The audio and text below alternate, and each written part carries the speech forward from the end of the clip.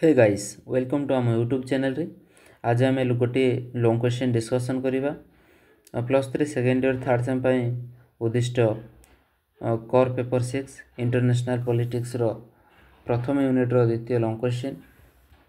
अंतर्जातीय राजनीतिर उत्पत्ति और क्रम विकास वर्णन कर। Discuss the origin of the evolution of the international politics बा ता और रेतिबा क्वेश्चन होचे अंतर्जातीय राजनीति ऐतिहासिक क्रम विवर्तन संपर्क उल्लेख कर। Discuss about the historical development of the international politics. The question प्राय सेम अच्छी से आम तार उत्तर देखा। विंश शताब्दी अंतर्जातीय राजनीतिर तात्पर्य वृद्धि या सांप्रतिक राजनीति संपर्क में केन्द्रबिंदु पलटि जाइए।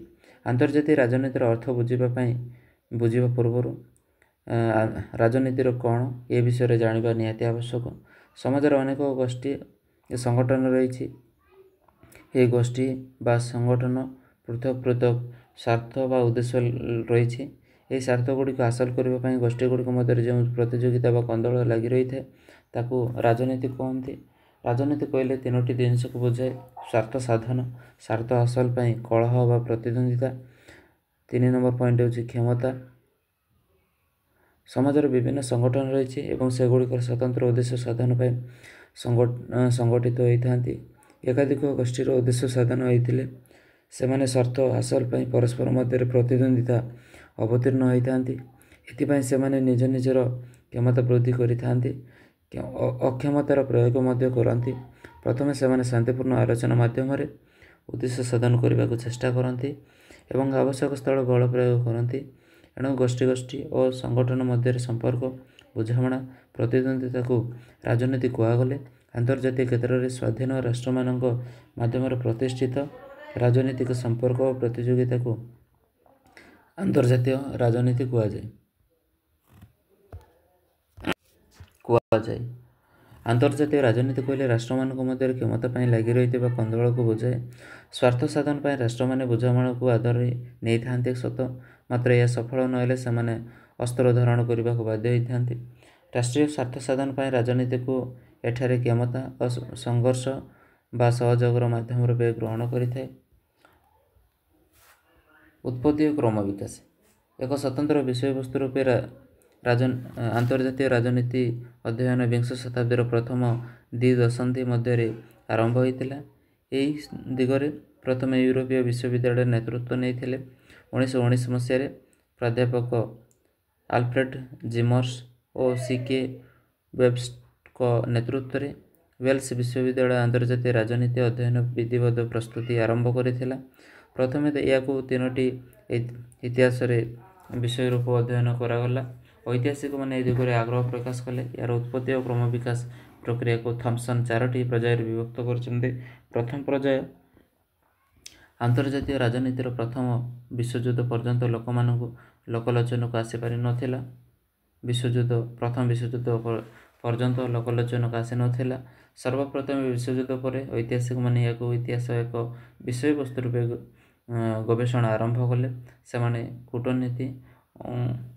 कूटनीतिक घटना नीति नियम को संग्रह कर अध्ययन करने आरंभ कले। द्वितीय पॉइंट प्रथम विश्वयुद्ध शेष होगा अंतर्जातीय राजनीतिर क्रम विवर्तन द्वितीय पर्यायर पाद देला। यह पर्यायर गवेषक मैंने इतिहास परिवर्ते समसामयिक घटनावली अध्ययन आरंभ कले। अतीत को पार्श्व दे से वर्तमान अधिक ध्यान देले मात्र ये विषय कौन तात्विक भित्तिभूमि अध्ययन क्षेत्र में सेपरी किसी अग्रगति हासिल कर 3 नंबर पॉइंट होची प्रथम विश्वयुद्ध लीग ऑफ नेशन प्रतिष्ठा हेलापर अंतर्जातीय राजनीतिर अध्ययन अनुष्ठान धर्मी है। अंतर्जातीय आईन संगठन माध्यम अंतर्जातीय संपर्क प्रतिष्ठा करागला। स्वाधीन राष्ट्र माने एक युद्ध रहित विषय प्रतिष्ठा करने को आग्रह प्रकाश कले। अंतर्जातीय राजनीतिर अध्ययन जातीयतावाद परिवर्ते अंतर्जातीयतावाद उपर मनोनिवेश कला। ये गवेषक मैंने अंतर्जातीय घटनावली वास्तव प्रभाव को भूलीगले।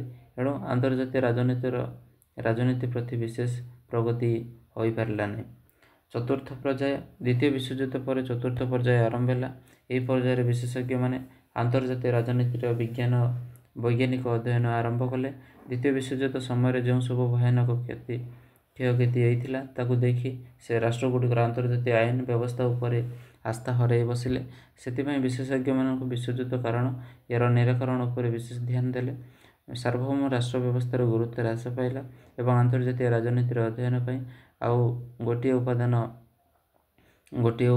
ଉପାଦାନ ଖୋଜା ଚାଲିଲା।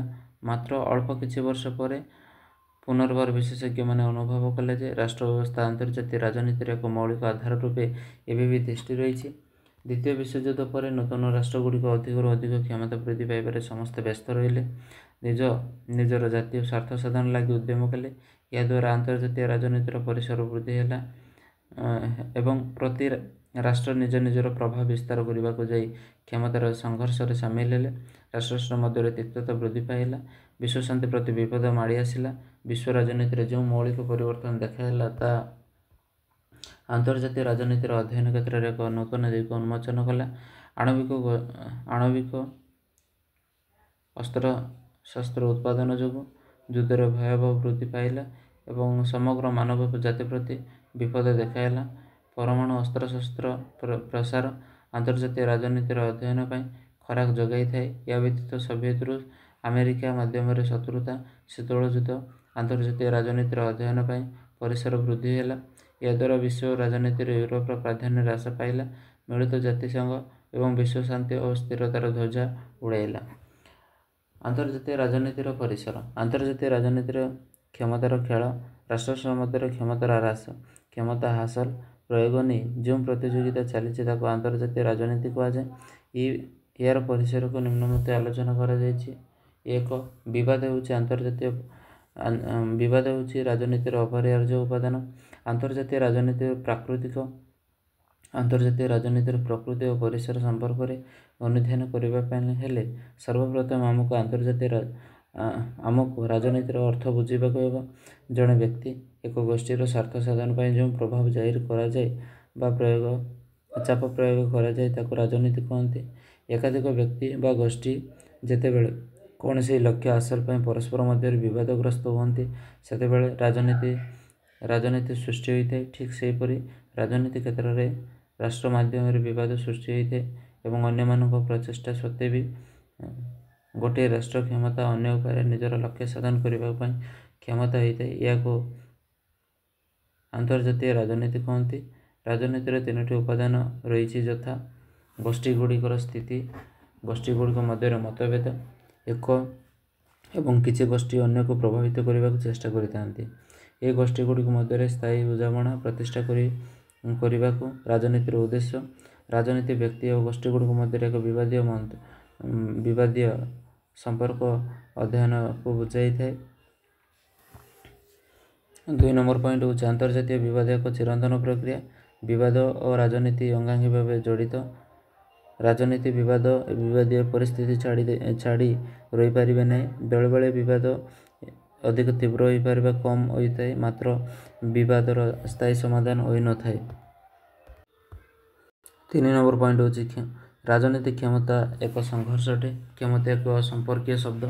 ଏହା ଏକ ପ୍ରକାର ପ୍ରଭାବ ବା ସାମର୍ଥ୍ୟ ଯାହାଦ୍ୱାରା ଜଣେ ବ୍ୟକ୍ତି ଏକ ଗୋଷ୍ଠୀ ଅନ୍ୟ ଆଚରଣକୁ ନିୟନ୍ତ୍ରଣ କରିଥାଏ। ଯେତେବେଳେ କିଛି ବ୍ୟକ୍ତି ଅନ୍ୟମାନଙ୍କ ଉପରେ ପ୍ରଭାବ ବିସ୍ତାର ଅନ୍ୟମାନଙ୍କୁ ନିୟନ୍ତ୍ରଣ କରିବାକୁ ଉଦ୍ୟମ କରନ୍ତି ତାକୁ ରାଜନୀତି କୁହାଯାଏ। ଯାହା ସାହାଯ୍ୟରେ ଜଣେ ଅନ୍ୟ ଜଣକୁ ନିୟନ୍ତ୍ରଣ କରିବାକୁ ଉଦ୍ୟମ କରନ୍ତି ତାକୁ ରାଜନୀତି କୁହାଯାଏ।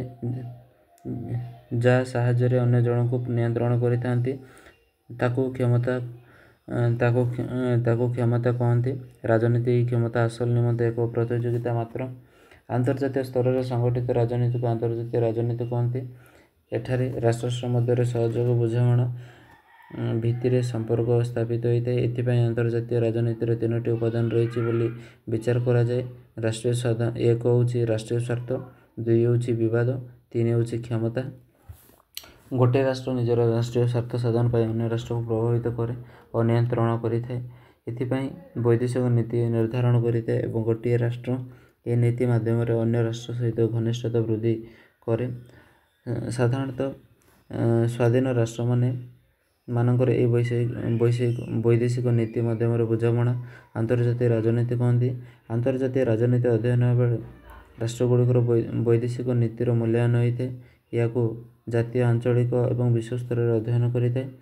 1945 ମସିହା ପରେ ସାର୍ବଭୌମ ରାଷ୍ଟ୍ର ବ୍ୟବସ୍ଥାର ପ୍ରକୃତିର ଯେଉଁ ସବୁ ପରିବର୍ତ୍ତନ ସଂଘଟିତ ହୋଇଛି ତାହା ଆନ୍ତର୍ଜାତୀୟ ରାଜନୀତିକୁ ବିଶେଷ ଭାବରେ ପ୍ରଭାବିତ କରିଛି।